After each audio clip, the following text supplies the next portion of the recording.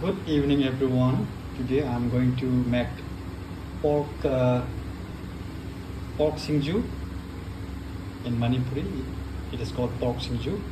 One of the main ingredients to give the Singju more flavor. I'm going to use this.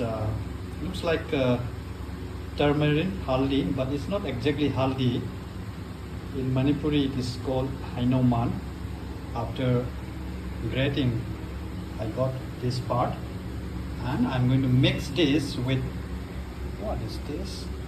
Is this some kind of French fry? No, it's a pork. Small pieces that has been fried. The remaining oil. I'm not going to use this with this king chili and nari.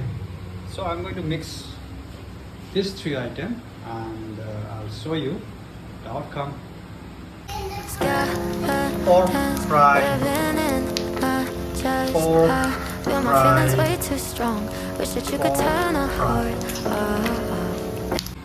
This is the end product after mixing all those three ingredients: the pork, the king chili, of course nari is there, and the one that gives flavor, the unique one with Heinouman. So all three have been mixed together. So this is the outcome. How do you rate this item? To me, it tastes awesome. You can try it once. Thank you for watching. Bye.